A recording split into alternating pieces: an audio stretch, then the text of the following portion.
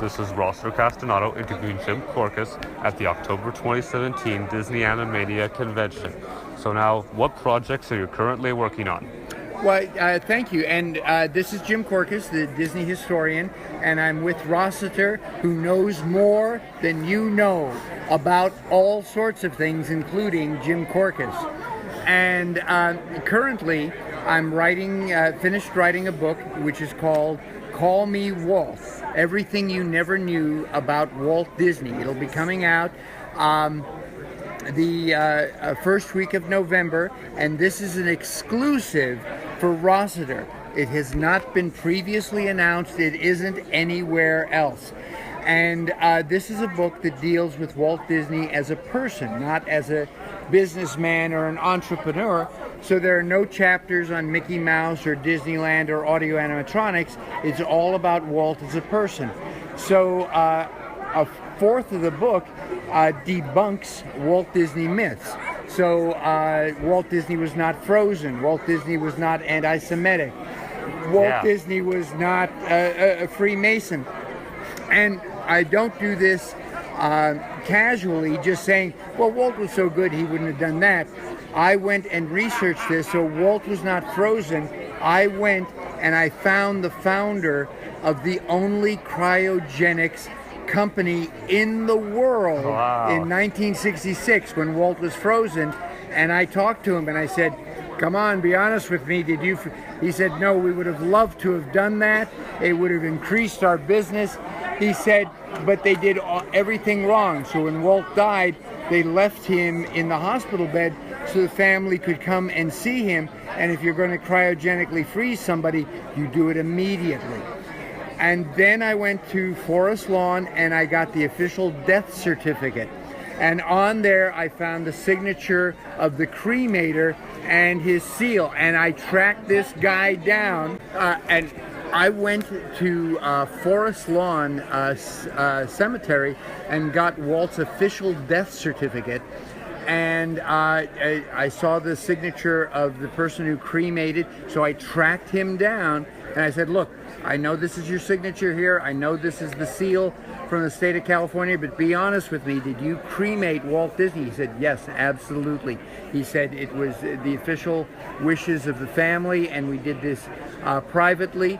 And so all of that information is in the book. And so on the section of was Walt anti-Semitic, I list people who were Jewish, like the Sherman brothers and Marty Sklar and all of this. And so if Walt hated Jewish people, he certainly employed an awful lot of them there. Yeah. Now the rest of the book covers things like what clothes did Walt wear and where did he go buy them? And what cars did Walt drive during his life? And what did Walt weigh in 1920 when he was doing laughograms? And what did he weigh in 1950 when he was starting to do the TV show? And how much did he weigh when he passed away? And what were all of the dogs and cats that he had in his life? And again, this is not a whitewash of Walt, because there's a chapter devoted to his temper.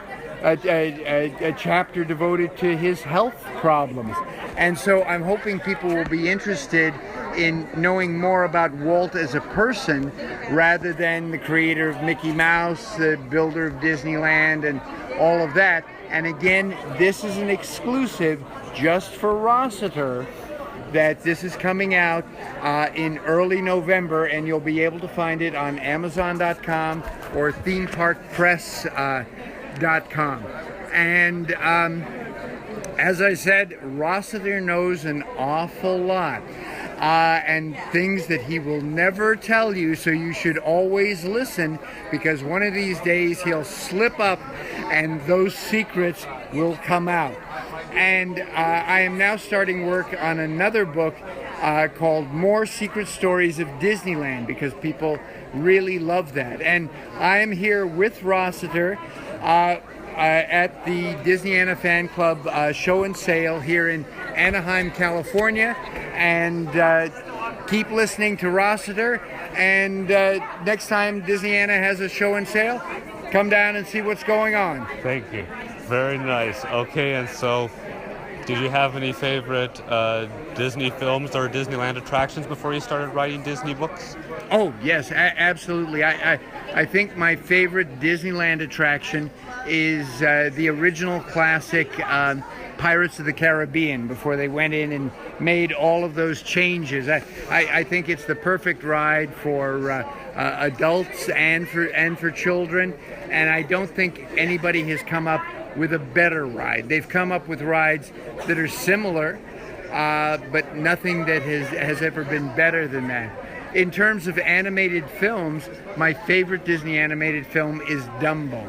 It always makes me cry, especially the scene where Dumbo's mother is locked up in the trailer and only her trunk can caress little Dumbo's trunk. So it's really a problem for me, because I can never take a girl to go see Dumbo because I'm crying in the middle of this animated film. But what a beautiful, almost perfectly made animated film. In terms of recent films, my favorite Pixar film is Monsters Incorporated. Very funny, very well written, and I think that will be a future classic that people will want to see over and over and over. Very nice. And what was the first Disney book that you wrote?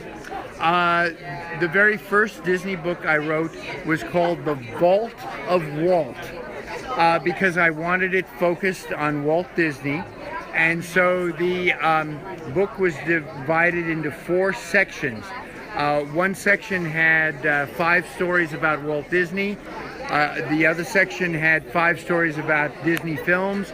The third section had 5 stories about the Disney parks. And the fourth section had miscellaneous Disney stories, including the story of Walt's housekeeper, Thelma Howard, who died a millionairess and didn't know, because Walt kept giving her Disney stock on her birthday and at Christmas and said, hang on to that may be worth something one day.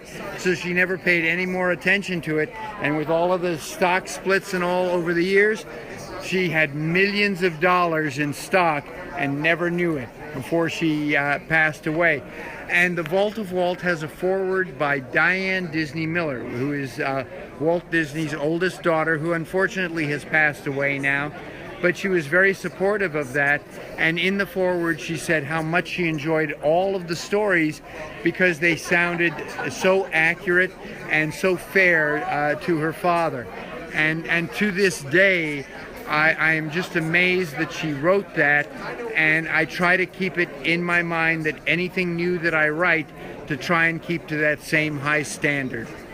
Very nice. Well, thank you for allowing me to interview you. Well, thank you, Rossiter, and stay out of trouble, all right? Go stay out of trouble. I definitely will. Well, there you have it. That was Rossiter Castanado interviewing Jim Korkis at the October 2017 Disney Animania Convention.